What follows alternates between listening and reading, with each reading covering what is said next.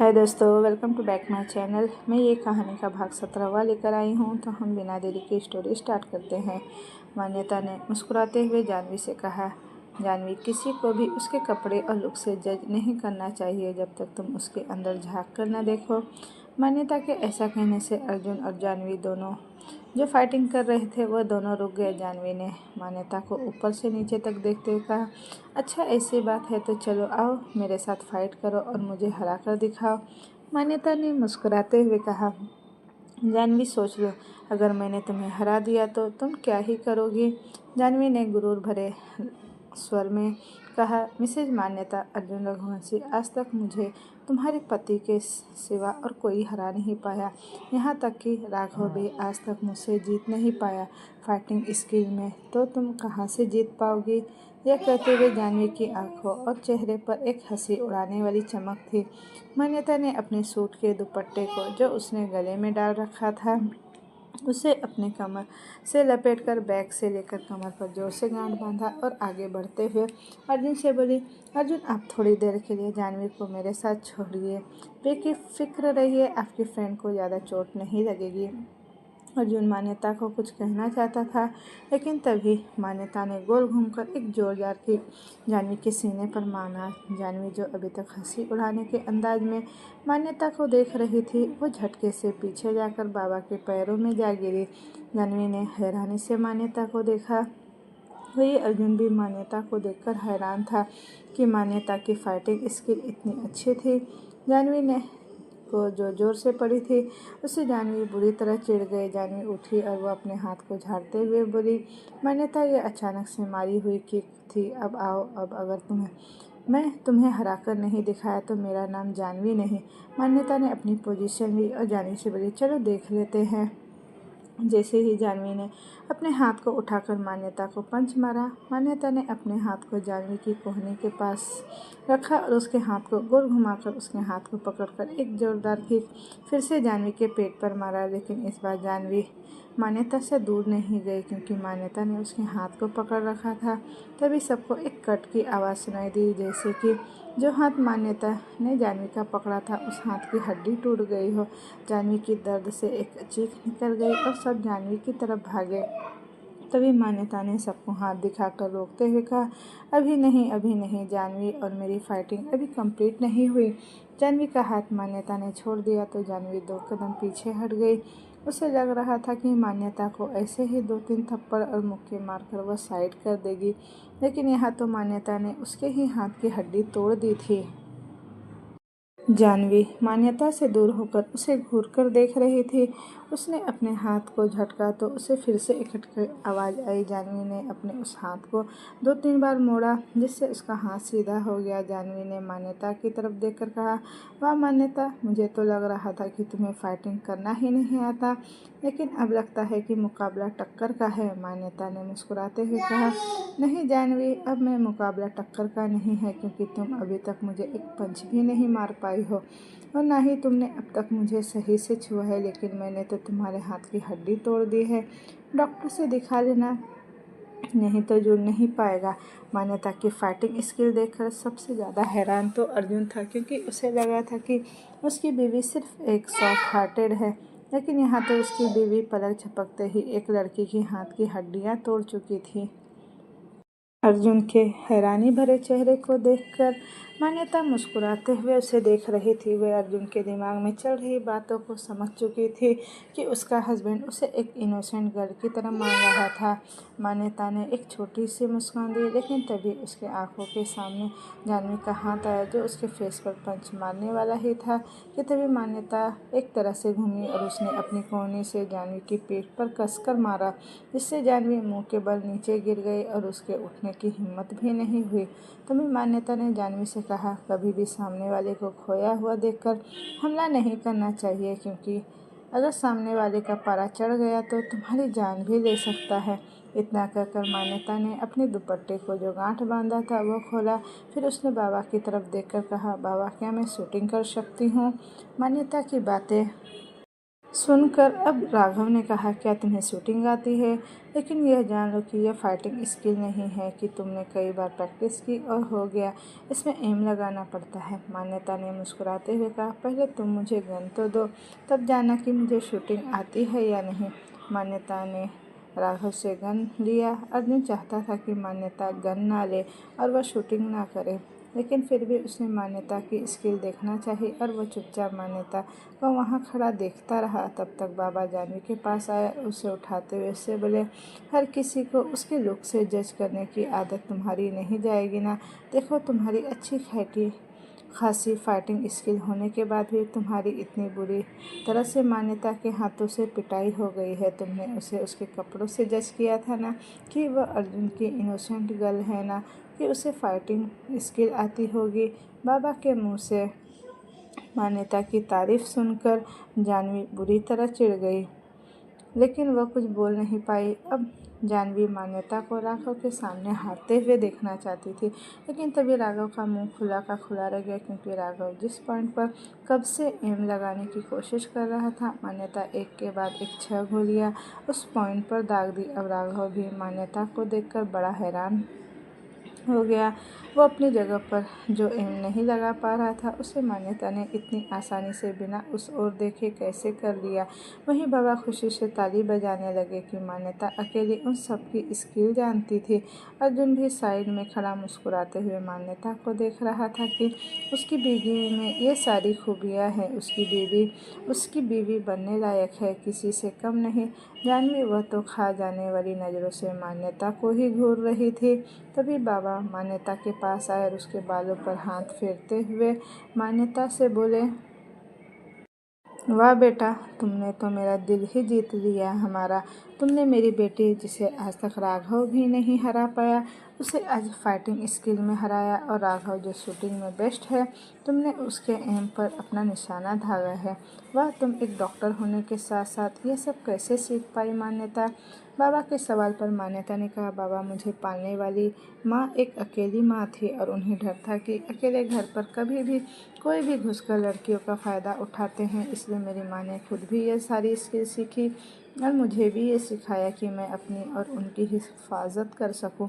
मेरी माँ एक अकेली माँ होकर मुझे वो सारी चीज़ें सिखाती है जो आजकल के माँ बाप अपने बच्चों को नहीं सिखाते, और उनके साथ हादसे होने पर वो खुद भी रोते बैठते हैं कि उनकी बेटी के साथ ऐसा हो गया। इसीलिए मेरी माँ ने मुझे हर उस चीज़ से मुझे मजबूत बनाया है जिससे इंसान की भेष में जो भेड़िया है उससे मैं खुद को बचा सकूं। तभी बाबा ने ताली बजाते हुए कहा, वाह, तुम्हारी माँ की सोच बहुत अच्छी है मान्यता, जो उन्होंने तुम्हें ये सब चीज़ सिखाई ताकि तुम्हें किसी और के आगे झुकना न पड़े। मान्यता भी उनकी बात सुनकर मुस्कुरा दी। तभी बाबा ने आगे बढ़ते हुए मान्यता से कहा, और तुम्हें और क्या क्या आता है बेटा? मान्यता ने कहा, बाबा, मुझे हॉर्स राइडिंग और स्विमिंग भी आती है, यहाँ तक कि मैं कुछ देर पानी के अंदर सांस रोक कर भी रह सकती हूँ, मुझे कोई प्रॉब्लम भी नहीं होती। मान्यता की बात सुनकर अर्जुन, जानवी और राघव यह तीनों भी हैरान रह गए, क्योंकि पानी के अंदर सांस लेना या रोकना बहुत मुश्किल होता है। जहाँ यह तीनों हैरान थे, वहीं बाबा मान्यता की स्किल देखकर बहुत खुश हो रहे थे। उन्हें लग रहा था कि जानवी, जो अब तक वहाँ लड़कियों में सबसे बेस्ट थी, लेकिन उससे बेस्ट आ गई है अर्जुन की वाइफ। बाबा अर्जुन की तरफ मुड़े और उन्होंने अर्जुन को देखते हुए कहा, अर्जुन, मैं तो तुम्हारी वाइफ का फ़ैन ही हो गया। हर लड़की को तुम्हारी वाइफ की तरह हर स्किल में बेस्ट होना चाहिए, ताकि वह इंसान के भेष में भेड़िए और जानवरों को सबक सिखा सके।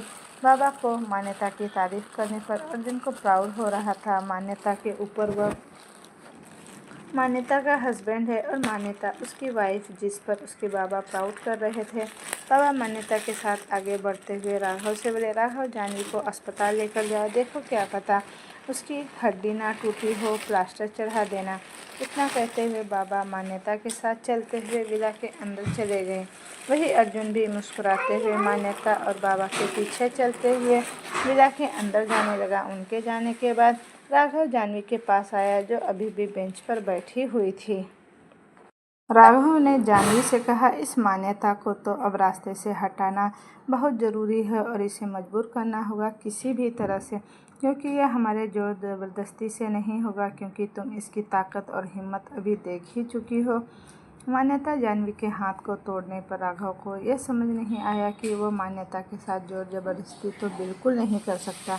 उसे दिमाग से हराना होगा। मान्यता और अर्जुन दोनों ही बाबा के साथ विला के अंदर जाकर सोफे पर बैठे तो बाबा ने सर्वेंट से उनके लिए कॉफ़ी मंगवाते हुए मान्यता से कहा, मुझे तो लगा था कि अर्जुन की माँ ने अपनी तरह किसी सिंपल सी लड़की को तुम्हारे लिए चुना होगा, लेकिन अब अर्जुन ने बताया कि तुम एक डॉक्टर हो तो मुझे तुमसे मिलने का मन करने लगा। लेकिन आज तुम्हारे स्किल देखकर मुझे समझ में आया कि आखिर क्यों अर्जुन की माँ ने तुम्हें अर्जुन के लिए चुना था, क्योंकि उन्हें पता था कि तुम अर्जुन के काम के साथ उसके साथ खड़ी भी रह सकती हो और उसके जो दुश्मन है उनसे बिना डरे तुम अर्जुन के साथ उसकी ज़िंदगी में शामिल हो सकती हो। मान्यता को बाबा की बातें समझ नहीं आई और वो हैरानी से अर्जुन को देख रही थी। मान्यता इस तरह से हैरानी भरी नज़रों को अर्जुन ने उससे कहा, बाबा के कहने का मतलब है कि मैं एक बिजनेसमैन हूँ और मेरे कई तरह के दुश्मन हैं, तो वह मुझे झुकाने के लिए मेरे परिवार पर अटैक कर सकते हैं। इसलिए बाबा कह रहे हैं कि अच्छा है कि तुम्हें फाइटिंग स्किल और गन शूटिंग आती है, ताकि तुम खुद को उनसे बचा सको और मेरे साथ कदम से कदम मिलाकर चल सको। अर्जुन के इस तरह कहने से बाबा को तुरंत समझ में आया कि मान्यता को अर्जुन के काम के बारे में अभी कुछ भी पता नहीं है। इसीलिए बाबा ने अर्जुन की हाँ में हाँ मिलाते हुए कहा, बिल्कुल ठीक कहा अर्जुन ने, मैं ऐसा ही कहना चाह रहा था। मान्यता मुस्कुराते हुए बोली, जी बाबा, अगर कोई दुश्मन अटैक करे तो मैं उसे संभाल सकती हूँ और मैं अर्जुन के साथ हमेशा खड़ी रहूँगी। बस उन्हें भी मुझ पर भरोसा करना होगा, क्योंकि अक्सर लोग कमज़ोर भरोसे पर वार करते हैं और रिश्ते तिनके की तरह बिखर जाते हैं।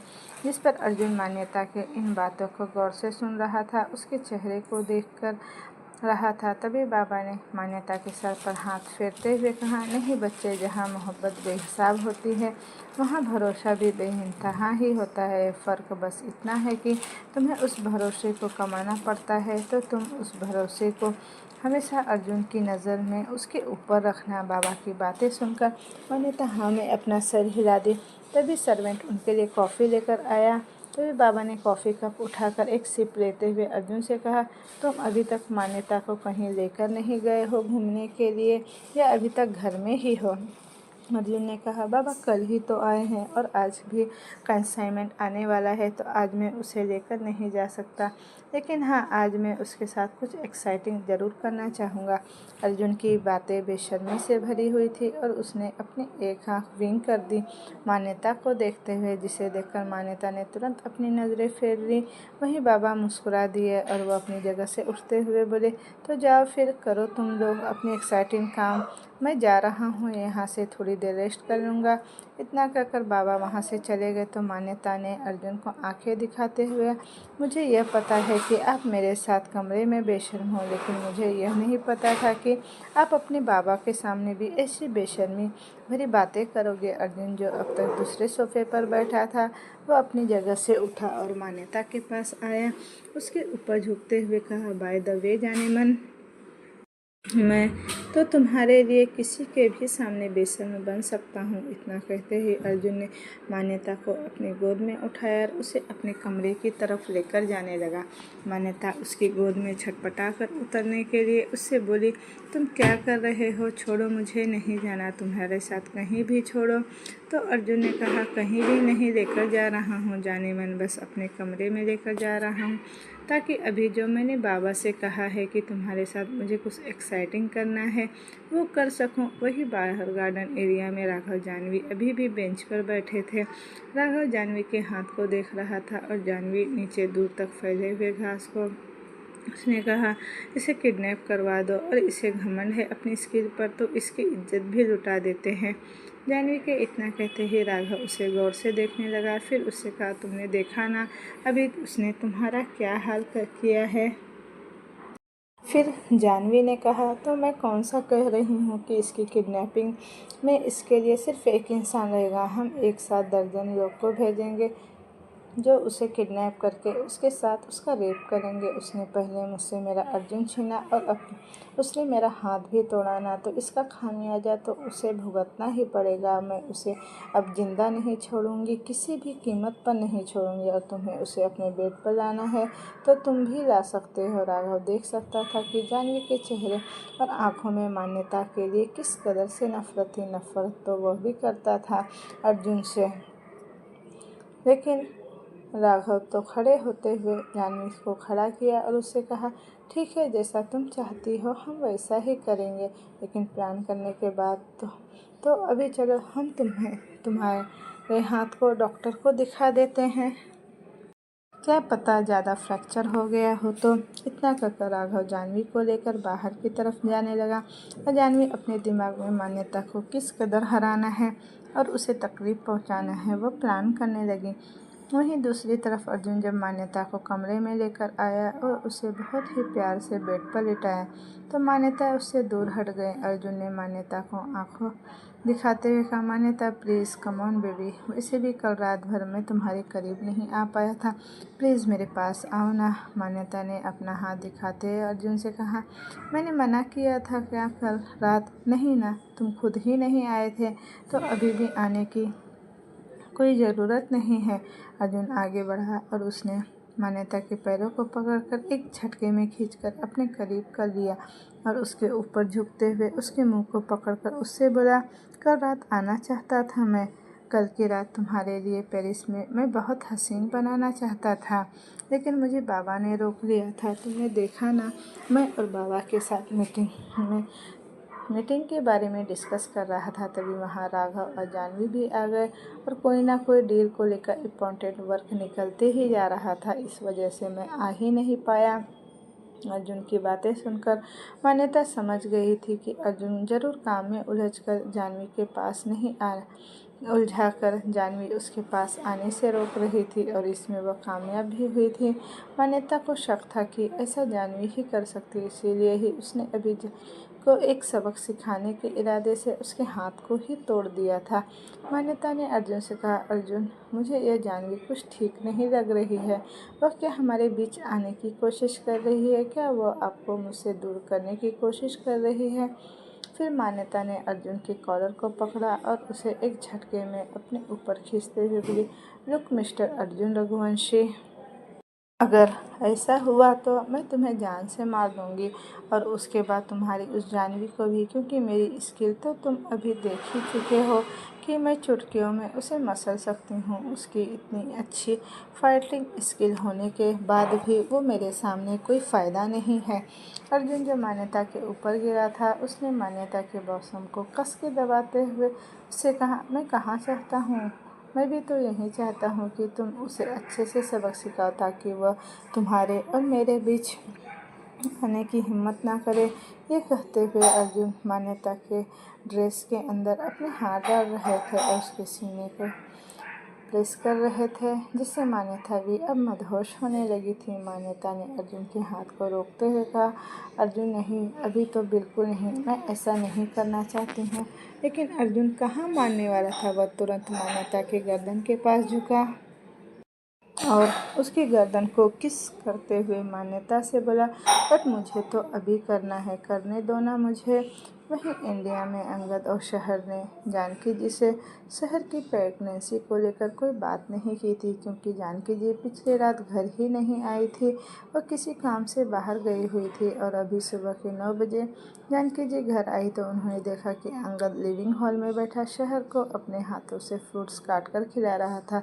दोनों को इस तरह देखकर जाह्नवी जी मुस्कुराते हुए घर के अंदर आई, क्योंकि उनके पास पहले से ही एक चाबी थी, इसलिए उन्हें कोई प्रॉब्लम नहीं हुई दरवाज़ा खोलने में। उन्होंने दोनों को देखकर कहा, अरे वाह अंगद, तुम तो शहर का बड़ा ख्याल रख रहे हो। शहर उन्हें देखकर खुश हो गई, लेकिन अंगद जो उसे बार बार फ्रूट्स खिला रहा था, उसे मना करने के बाद भी तो शहर ने चिढ़ते हुए जानकी जी से कहा, देखो ना माँ, ये अंगद का बच्चा ना मुझे ज़बरदस्ती ये फ्रूट खिला रहा है, जबकि मैं यह नहीं खाना चाहती, कब से इसे मना रही हूँ खिलाने से, लेकिन यह है कि सुन ही नहीं रहा, ज़बरदस्ती मुझे यह फ्रूट्स खिला रहा है। जानकी जी ने झूठ मूठ का अंगद पर गुस्सा करते हुए कहा, अंगद यह क्या बदतमीजी है, तुम शहर को ज़बरदस्ती फ्रूट्स क्यों खिला रहे हो जब वह तुम्हें मना कर रही है तो। तभी अंगद ने कहा, माँ आपको नहीं पता, ये अपना ख्याल नहीं रखती सही से। अगर ये अपना ख्याल नहीं रखेगी तो हमारा बेबी कैसे बड़ा होगा जल्दी जल्दी। अंगद के मुंह से इतना सुनते ही जानकी जी शॉक्ड होकर अंगद को देखने लगी। फिर उनकी नज़र शहर पर गई तो शहर अपना मुंह छुपाते हुए अंगद के पीछे छुप गए। तभी अंगद को समझ में आ गया कि शहर उसके पीछे क्यों छुप रही है। लेकिन जब उसने अपने शब्दों पर ध्यान दिया कि उसने क्या कहा है, तभी जानकी जी भी उससे थोड़ा अजीब फील हो रहा था। तभी अंगद ने अपनी हिचकिचाहट हटाते हुए जानकी जी से कहा, वो मॉम वो। तभी जानकी जी अंगद के पास आई, उसके कान को मरोड़ते हुए बोली, तो तुम अब मुझे यह बात कब बताने वाले थे, जब नन्हा मेहमान मेरे गोद में आ जाता तब। तभी अंगद ने कहा, नहीं मॉम, मैं तो बताने ही वाला था, लेकिन कल आप घर पर नहीं आई, आपको फ़ोन पर कह दिया कि आपको ज़रूरी काम है, इसीलिए आप नहीं घर पर आओगी। फिर हमने सोचा सबको एक ही बार में सरप्राइज़ देंगे, लेकिन मेरे मुंह से फ्लो में निकल गया। जानकी जी ने झुककर शहर के बालों को चूमते हुए कहा, इतना टाइम हो गया है बेबी को।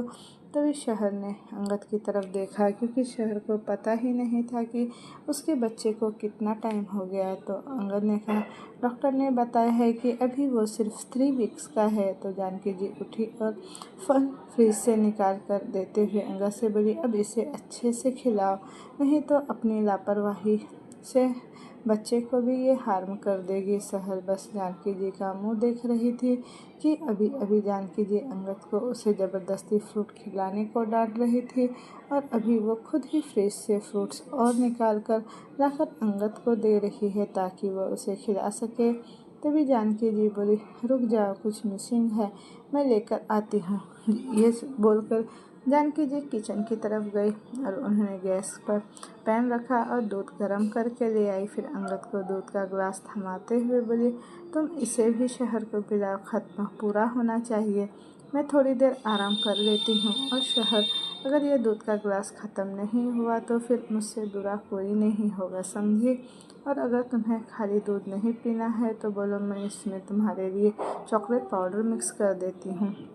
शहर बस दोनों को एक टक देख रही थी। अंगद तब से उसे ज़बरदस्ती फ्रूट्स खिला रहा था। अब जानकी जी उसके साथ मिलकर उसे ज़बरदस्ती दूध पिलाने में लगी हुई थी, जो कि अब उसे बिल्कुल पसंद नहीं आ रहा था। लेकिन जानकी जी इतना कहने के बाद वहाँ से अपने कमरे की ओर चली गई थी, क्योंकि वह काफ़ी थक गई थी, तो वह आराम करने चली गई। जानकी जी के कमरे में जाने के बाद अंगद मुस्कुराकर शहर को देखते हुए बोला, मुझे तो लगा था माँ मुझे डांटेगी तुम्हारी कंप्लेन करने के बाद, लेकिन यहाँ तो उन्होंने मुझे पूरी परमिशन दे दी है तुम्हें ज़बरदस्ती फ्रूट्स खिलाने की और दूध पिलाने की। शहर मुंह बनाते हुए दूध की तरफ देखते हुए अंगद से बोली, अंगद तुम मुझसे इस तरह से बदला नहीं ले सकते।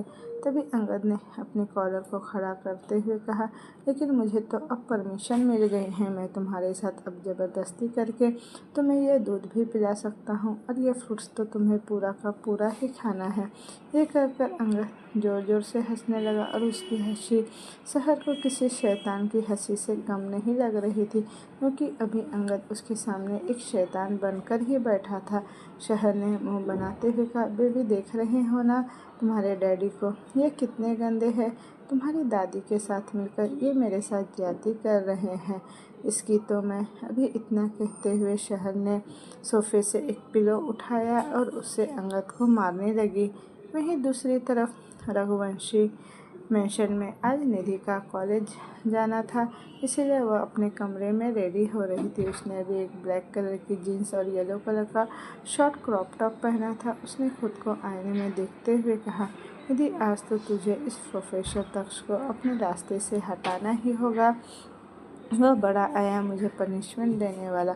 उसने 2 दिन की पनिशमेंट मुझे दे दी थी ना असाइनमेंट बना के।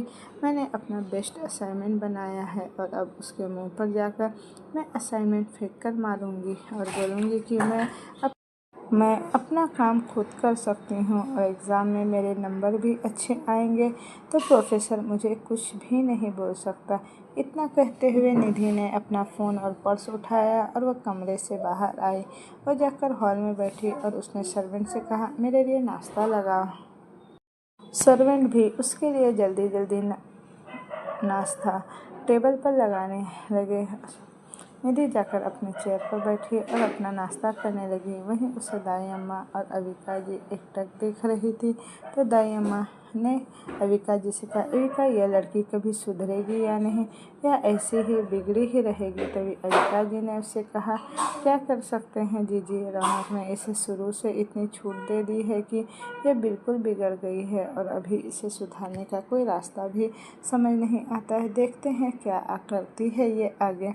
उन दोनों की बातें रौनक, जो सीढ़ियों से नीचे आती हुई सुन रही थी, उन्हें अविका जी और दाई माँ के ऊपर बहुत गुस्सा आ रहा था, लेकिन वह कुछ कर भी नहीं सकती थी क्योंकि इस घर का मालिक अर्जुन था और अविका जी अर्जुन की माँ। वह चाहकर भी उनसे ना तो बदतमीजी कर सकती थी और ना ही उन्हें उनके कुछ कहने पर जवाब दे सकती थी, क्योंकि अगर वो ऐसा कुछ करती तो शायद अर्जुन उन्हें अपने घर वापस भेज सकता था। इसीलिए वह बिना कुछ कहे चुपचाप जाकर डाइनिंग टेबल पर निधि के साथ बैठ गई और उनसे जूस लाने के लिए कहा। सर्वेंट ने उनके कहने पर तुरंत एक फ्रेश ऑरेंज जूस निकाल कर उन्हें लाकर दिया। रौनक जी ने धीरे से निधि से कहा, अपनी पढ़ाई अच्छे से करो और तुम अच्छे नंबर से पास हो गई तो जॉब करेगी, क्योंकि अगर अर्जुन को ये सारी बातें पता चली तो वह तुम्हारी पॉकेट मनी लेना भी बंद कर देगा।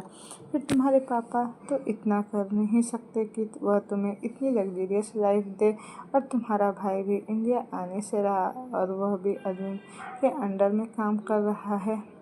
वह हमारी इतनी लग्जरियस लाइफ को हैंडल नहीं कर सकता। इसलिए जैसा अविका जी और दाई अम्मा कहती है वैसा ही करो। निधि उनकी बातें सुनकर चिढ़ते हुए बोली, हाँ, मैं कोशिश तो कर रही हूँ ना, लेकिन इतनी जल्दी नहीं होगा मेरे से, और अभी मुझे ऐसी बातें मत सुना, मैं कॉलेज जा रही हूँ। इतना कहकर निधि अपनी चेयर से उठी, अपना फ़ोन वापस उठाया और बाहर की तरफ चली गई। निधि के लिए अर्जुन ने कॉलेज आने जाने के लिए एक कार अरेंज किया हुआ था। निधि अपनी कार से कॉलेज आई तो उसने देखा कि उसके सारे फ्रेंड उसका ग्राउंड में ही वेट कर रहे थे। निधि उनके पास आई और उनसे बोली, क्या प्रोफेसर आ गए? उनके फ्रेंड नेहा ने कहा, हाँ प्रोफेसर अब भी आए हैं और आज उनकी असाइनमेंट भी चेक होने वाली है। तूने बनाई है अपनी असाइनमेंट? निधि ने स्टाइल मारते हुए कहा, हाँ हाँ बिल्कुल, मैंने अपनी असाइनमेंट कंप्लीट की है, और जो मुझसे कहा गया है ना कि अगर मैं असाइनमेंट चेक मतलब कंप्लीट नहीं किया तो मुझे रेस्ट्रिकेट कर दिया जाएगा कॉलेज से। अब देखती हूँ कि किस में इतनी हिम्मत है जो मुझे कॉलेज से निकाल सके। उसकी बातें सुनकर उसके सारे फ्रेंड्स मुस्कुराने लगे और वहीं अंकित ने उससे कहा, अब तो उस प्रोफेसर को अच्छे से सबक सिखा, क्योंकि वह बड़ा रोब झाड़ रहा था ना हम पर। निधि अपने दोस्तों से बात कर ही रही थी कि तब तक क्लास लगने की बेल बजी और सब अपने अपने क्लास में चले गए। निधि भी सबके साथ क्लास में गई। तभी पहला क्लास ही वो प्रोफेसर तक्ष का था। सबने प्रोफेसर तक्ष के आने पर ग्रीट किया। सब अपनी जगह पर बैठे। तक्ष ने सबको उनका असाइनमेंट सबमिट करने के लिए कहा तो सब एक एक कर अपना असाइनमेंट सबमिट किया। तक्ष अब सबका असाइनमेंट एक एक करके सही से रखने लगा और एक स्टूडेंट को उठाकर सारे असाइनमेंट को लेकर उनके ऑफिस में रखने के लिए कहा, लेकिन तक्ष ने निधि के सबमिट किए असाइनमेंट को अपने पास रख लिया।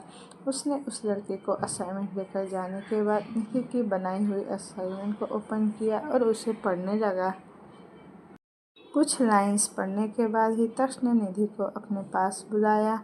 निधि फुल एटीट्यूड के साथ चलकर तक्ष के पास आई। जैसे अभी तक्ष उसे शाबाशी देगा, तभी तक्ष ने असाइनमेंट निधि ने जो जमा किया था वह सबके सामने उसी के मुंह पर मारते हुए कहा, यह असाइनमेंट है या किसी एंगल से यह तुम्हें असाइनमेंट नज़र आ रहा है? तुमने असाइनमेंट का टॉपिक भी पता है कि तुमने लिखा क्या है और क्या नहीं? टॉपिक क्या है और तुम लिख क्या कर रही हो? आज तक तुमने अपने असाइनमेंट कंप्लीट किए हैं कभी, या फिर अपने दोस्तों को अय्याशी कराने की वजह से वो तुम्हारे असाइनमेंट कंप्लीट करके दे देते हैं। तक्ष के इतना कहते ही निधि की नज़र दोस्तों की तरफ गई तो सभी ने अपनी अपनी नज़रें नीची करी, क्योंकि अभी अभी तक्ष ने जो कहा था वो बिल्कुल सही था, क्योंकि कभी भी निधि ने अपना असाइनमेंट कंप्लीट नहीं किया था। उसके दोस्त ही उसका सारा असाइनमेंट कंप्लीट करते थे ताकि निधि उनका खर्चा उठा सके। निधि को अपने इस इंसल्ट से बहुत गुस्सा आया। उसका मन किया कि वह अभी तक्ष को सबके सामने थप्पड़ मारे, लेकिन वह ऐसा कर नहीं सकती थी, क्योंकि तक्ष अभी उसका प्रोफेसर था। अगर तक्ष की जगह कोई और होता और वह निधि पर सिर्फ उंगली उठाता तो वह उसे बहुत मज़ा चखाती, लेकिन अभी उसके सामने तक्ष था जो कि उसका प्रोफेसर बनकर उसके सामने खड़ा था, इसलिए वह उसके साथ कुछ कर नहीं सकती थी। निधि ने गुस्से का घूंट पीकर खुद को कंट्रोल किया। वहीं तक्ष अभी पूरी तरह से निधि को बेइज्जत कर रहा था, क्योंकि उसे तो वैसे भी निधि को रास्ते पर लेकर आना था। थोड़ी देर बाद कुछ लेक्चर लेने के बाद तक्ष ने क्लास को फ्री किया और निकल गया। उसके जाते ही निधि के फ्रेंड उसके पास आया और उससे बोले, यार ये प्रोफेसर तो बड़ा ही खड़ूस है, इसे कैसे पता चला कि तेरी असाइनमेंट हमने बनाया है? और यह तुम्हारी इतनी बेइज्जती करके भी यह चला गया। निधि, इस प्रोफेसर को रास्ते पर तो लाना पड़ेगा या फिर इस कॉलेज से इसे निकालना पड़ेगा। तू कुछ करना यार, तू इतने बड़े बिजनेसमैन की बहन है और तू कुछ कर ही नहीं रही। तभी निधि ने गुस्से से अपने हाथ में मुट्ठी बांधते हुए कहा, मैं इस प्रोफेसर को तो बिल्कुल नहीं छोड़ूंगी। इतना कहकर निधि गुस्से से क्लास से बाहर निकली और तक्ष की केबिन की तरफ चली गई। निधि को अभी तक यह याद ही नहीं था कि उसने कुछ दिन पहले तक्ष की हेल्प की थी। निधि तक्ष की केबिन को बिना पूछे एंटर करती है और उसे उंगली दिखाते हुए बोलती है, तुम समझते क्या हो? अपने आप को प्रोफेसर बन गए हो तो क्या हुक्म चलाओगे, पनिशमेंट दोगे? तुम्हारी पनिशमेंट तुम्हारी प्रोफेसर होने की वजह से मैंने बर्दाश्त की थी, लेकिन अब तुम कुछ ज़्यादा ही कर रहे हो। यह जो असाइनमेंट तुमने मुझे 2 दिन में बनवाया है ना, इसे बनाने में 2 दिन नहीं बल्कि 10 दिन का टाइम लगता है, वो भी फुल टाइम देने पर। मैंने तुम्हारी वजह से सिर्फ 2 दिन में इस रात जगा कर बनाया है और तुमने इतनी आसानी से मुझे मुंह फेर दिया। तुम्हें पता है, अगर मैं चाहूँ तो ऐसे 10 असाइनमेंट खरीद सकती हूँ, क्योंकि ऐसे असाइनमेंट मार्केट में ज़्यादा से ज़्यादा 5,000 में मिलते हैं और तुम्हें भी मैं खरीद सकती हूँ, समझे? निधि के इतना कहते ही अब तक जो तक्ष उसे मुस्कुराते हुए देख रहा था, उसे बहुत तेज गुस्सा आता है और वह निधि के पास जाकर कसकर उसके बालों को अपनी मुट्ठी में पकड़ते हुए उसके चेहरे को ऊपर की तरफ उठाकर अपने चेहरे के करीब लाकर उससे बोला, ये पैसे की धौंस किसी और को दिखाना मुझे नहीं। मैं चाहूँ तो मैं एक पूरा राज्य खरीद सकता हूँ, समझी तुम? मैं उनमें से नहीं जो तुम्हारे आगे कुत्तों की तरह दुम हिलाते रहूँ। मैं चाहूँ तो तुम्हें अपना गुलाम बना कर रख सकता हूँ। पैसों का बड़ा घमंड है ना तुम्हें? तो ठीक है, चलो मैं भी देखता हूँ कि तुम क्या करती हो। अब तक तुम अपने पैसे के बल पर इस कॉलेज से पास आउट होकर दिखाओ। मैं भी देखता हूँ कि कैसे तुम पास होती हो। तुम्हारा पैसा या वह तुम्हारे आगे पीछे दुम हिलाने वाला वह प्रिंसिपल, कोई भी तुम्हें पास आउट नहीं कर सकता, क्योंकि अब मैं तुम्हें पास होने नहीं दूंगा। इतना कहकर तक्ष ने एक झटके से निधि को खुद से दूर झटक दिया। निधि लड़खड़ाकर जाकर दीवार से जा लगी। वह आंखें फाड़े तक्ष को देख रही थी। उसने गुस्से से चीखते हुए कहा, तुम ऐसा बिल्कुल नहीं कर सकते। तुम मेरे पास आउट होने पर मुझे रोक नहीं लगा सकते। तक्ष ने एक बार फिर से दिल फरेब आशिक की तरह मुस्कुराते हुए निधि के पास आया और उसके गाल को अपनी उंगलियों से छूते हुए बोला, मैं तो कुछ भी कर सकता हूँ। तुम्हें मेरी औकात पता नहीं है। अगर मैं अपनी औकात पर आया ना तो तुम्हारी औकात मेरी नज़रों के नीचे चींटी के बराबर भी नहीं होगी। और निधि तक्ष के इतना कहने पर हैरान भरी नज़रों से उसे देख रही थी। केबिन में कुछ देर पूरी तरह से चुप्पी छा गई थी। अब निधि को लग रहा था कि उसने पहली बार किसी ऐसे इंसान से पंगा ले लिया है जो उसे बर्बाद कर सकता है, और उसे बर्बाद होने से यहाँ अर्जुन भी नहीं रोक सकता, क्योंकि अगर निधि की हरकतों के बारे में अर्जुन को पता चला तो वह खुद निधि को सजा देगा। तभी निधि ने थोड़ी रुआसी सी आवाज़ में तख्त से कहा, नहीं, तुम ऐसा नहीं कर सकते हो, मुझे पास होने से तुम नहीं रोक सकते। प्लीज़ मेरे साथ ऐसा कुछ मत करो। तुम चाहो तो मैं तुम्हारे आगे हाथ जोड़कर तुमसे माफ़ी भी मांगूंगी, लेकिन प्लीज़ मुझे पास होने से मत रोको। निधि को अब अपने रिजल्ट की या पास होने से कोई मतलब नहीं था। उसे तो बस अब इस बात से डर लग रहा था कि अगर उसे पास होने नहीं दिया गया तो उसकी रिपोर्ट उसके घर तक जाएगी, और अगर अविका जी और अर्जुन तक यह खबर पहुंची तो वह दोनों उससे बहुत नाराज़ होंगे। निधि आंखों में आंसू लिए तक्ष को देख रही थी। तक्ष जो यहाँ करने आया था निधि को अपने आगे मजबूर करने के लिए, उसने थोड़ा निधि के चारों तरफ घूमते हुए निधि से कहा, ठीक है, मैं तुम्हारे पास होने में रुकावट नहीं बनूंगा, लेकिन मेरी एक शर्त है, तुम्हें मेरे लिए कुछ करना होगा। पेरिस में अर्जुन अपने बाबा के साथ रूम में एंटर करता है। वहाँ पहले से ही सभी मौजूद थे। अर्जुन एक नज़र सबको देखता है। इस रूम में सभी अंडरवर्ल्ड के माफिया लीडर्स मौजूद थे जो यहाँ कंसाइनमेंट के लिए आए थे। अर्जुन की नज़र सीधा सामने बैठी एल्विस पर जाती है। एल्विस, जिसने अर्जुन के अपोजिट कंसाइनमेंट को लेने के लिए अप्लाई किया हुआ था। दोनों की नज़रें टकरा चुकी थी और नज़रों में एक सी आग नज़र आ रही थी जो सब कुछ बर्बाद कर देने वाली थी। अर्जुन अपनी जगह पर जाकर बैठ गया। उसके चेहरे पर कोई भाव नज़र नहीं आ रहे थे। अर्जुन का ध्यान एक बार फिर अपनी घड़ी पर जाता है जिसमें 4 बज रहे थे। एल्विस अपने आप से कहता है, ये कंसाइनमेंट तो इस बार मेरा ही होगा, ये तुम्हारे हाथ में तो मैं बिल्कुल आने नहीं दूंगा। इतना कहते हुए उसके चेहरे पर एक पल के लिए मुस्कुराहट आ गई, लेकिन वहाँ बैठे किसी भी शख्स ने इस पर ध्यान नहीं दिया। एल्विस का असिस्टेंट उसके कान में बोला, डोंट वरी सर, मैंने सब कुछ देख लिया है, आप फिक्र मत कीजिए, ये कंसाइनमेंट हमारा ही है। इतना कहते हुए वो एल्विस से दूर हुआ। एल्विस अपने चेहरे पर डरावनी मुस्कान लिए बोला, नहीं हुआ तो तुम जानते हो कि क्या होगा, जो तुम्हारी सोच से भी परे है, और मेरी सोच तो को तुम बहुत करीब से जानते हो। उसकी ऐसी नज़रें और ऐसी बातें सुनते हुए तो मानो उसकी असिस्टेंट की जान तो पहले ही हलक में आ चुकी हो।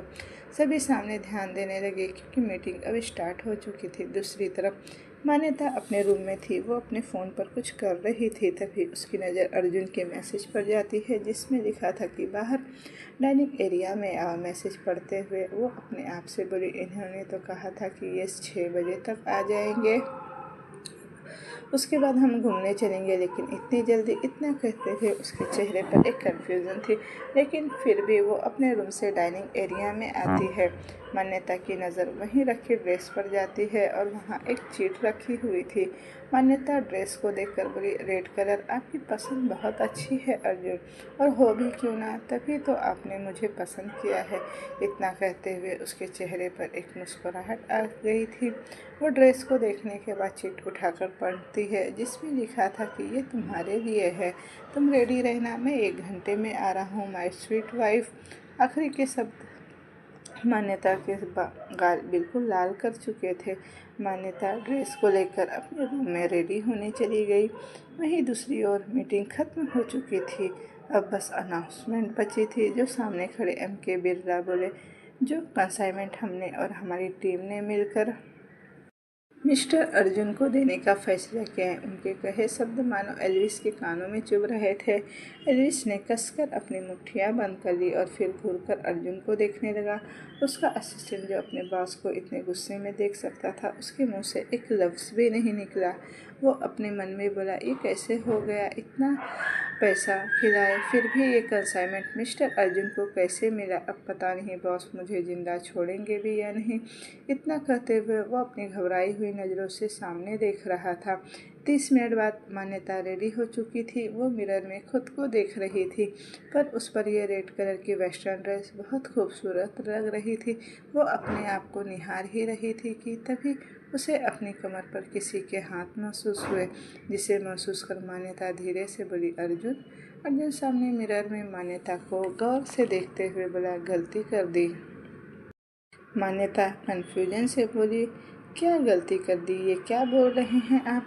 अर्जुन उसके कंधे पर होठ रखते हुए बोला, ये ड्रेस इतनी खूबसूरत लग रही है कि अब मेरा मूड चेंज हो रहा है।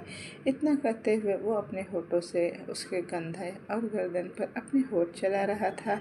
अर्जुन की होठों की छुअन को महसूस कर मान्यता की आंखें भी बंद हो चुकी थी। उसकी धड़कनें शोर मचा रही थी, जिसे अर्जुन भी साफ सुन सकता था।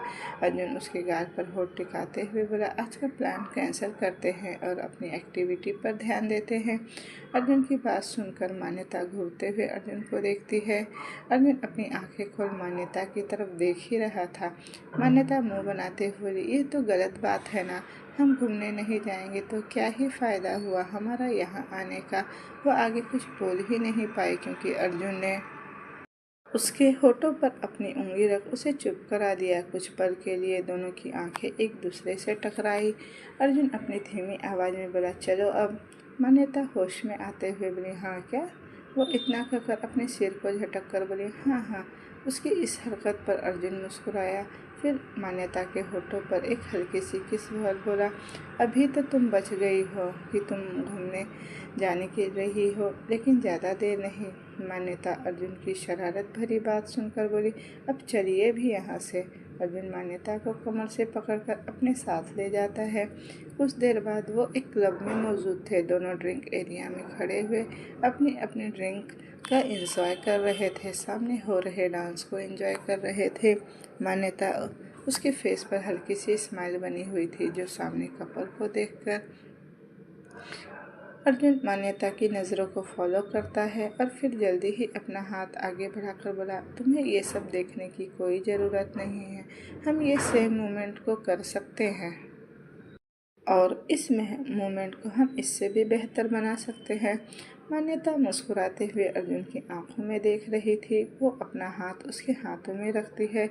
इस वक्त क्लब में तेज म्यूजिक चल रहा था और दोनों की कपल डांस कर रहे थे। दोनों एक दूसरे की आंखों में इस कदर खोए हुए थे कि दोनों को अपने आसपास का होश ही नहीं था। अर्जुन डांस करते हुए मान्यता के होठों पर अपने होठ टिका दिया।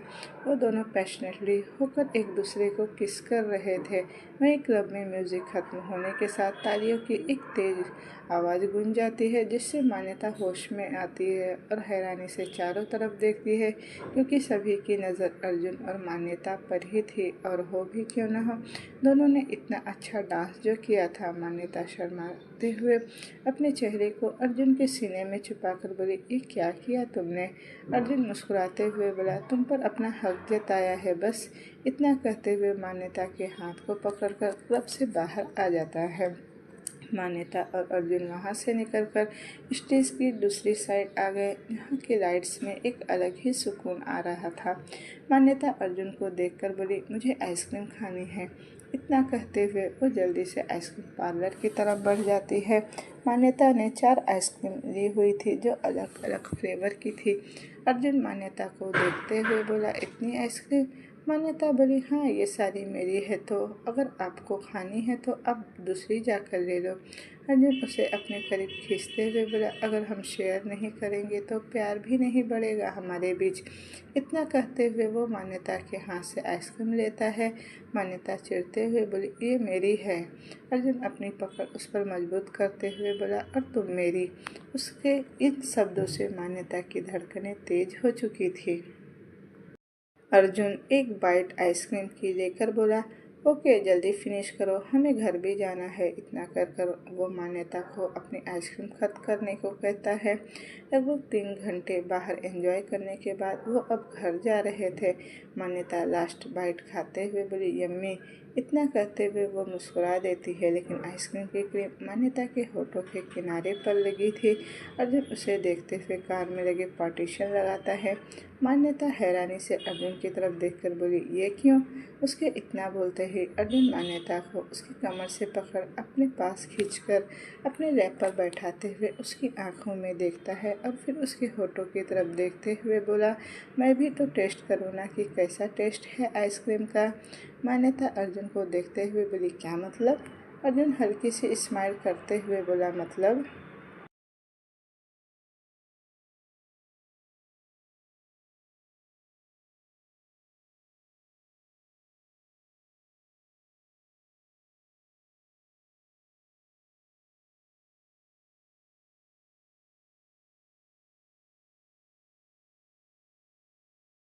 आइसक्रीम खाने के बाद अगर तुम अपने इस चेहरे पर लगा कर बैठेगी तो मुझे भी ये टेस्ट करना ही पड़ेगा ना। इतना कहकर अर्जुन मान्यता के गर्दन पर हाथ रख उसके चेहरे को अपने करीब करते हुए उसके होठों पर लगी आइसक्रीम को पहले तो अपनी जीभ से लिक करता है और बोला, इसका टेस्ट तो बहुत अच्छा है, लेकिन यह इससे भी ज़्यादा टेस्टी तब होगा जब मैं तुम्हारे होठों को टेस्ट करूँगा।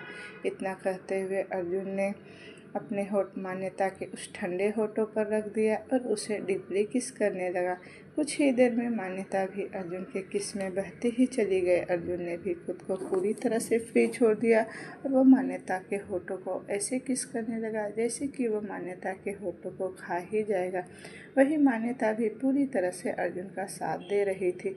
लगभग 20 मिनट के बाद गाड़ी का ब्रेक लगता है और अर्जुन और मान्यता की क्रिस ब्रेक होती है और दोनों एक दूसरे के होठों को छोड़ते हैं। मान्यता गहरी गहरी सांसें ले रही थी और वो अपने चेहरे को अर्जुन के सीने में छुपा लेती है और उसके हाथों में अब भी अर्जुन की टी शर्ट कसी हुई थी। अर्जुन कार का डोर खोलकर बाहर आता है और मान्यता की साइड जाकर डोर खोलकर मान्यता को अपनी गोद में उठाकर अपने रूम में ले जाता है और उसे नीचे उतारता है। मान्यता बाथरूम की तरफ भागते हुए बोली, मैं चेंज करके आती हूँ। उसके इतना कहते ही अर्जुन उसे झटके से पीछे खींचता है जिससे उसकी सीने से मान्यता की पीठ टकरा जाती है। अर्जुन मान्यता के ड्रेस की जिप खोलते हुए धीमे से बोला, मेरे होते हुए तुम्हें क्यों इतनी तकलीफ़ करोगी, मैं हूँ ना इसके लिए। इतना कहते हुए अर्जुन मान्यता की पीठ पर अपने होठ रखता है और उसकी पीठ पर किस करने लगता है। मान्यता उसने अपनी ड्रेस को जो मुट्ठी में कस लिया था वो अपनी आंखें बंद कर अर्जुन के होठों को अपनी पीठ पर चलते हुए महसूस कर रही थी। कुछ देर में अर्जुन मान्यता की पीठ को चूम रहा था, फिर झटके से मान्यता को घुमाकर उसे वॉल से सटा देता है और फिर उसके कंधे से उसकी ड्रेस नीचे कर उसकी कॉलर बोन और क्रूएस पर अपने होठ फिराने लगा, जिसे महसूस कर मान्यता के हाथ अर्जुन के बालों में चले जाते हैं। अर्जुन की होठ लगातार मान्यता की कॉलर बोन, गर्दन और उसकी क्रीवेस पे चल रहे थे।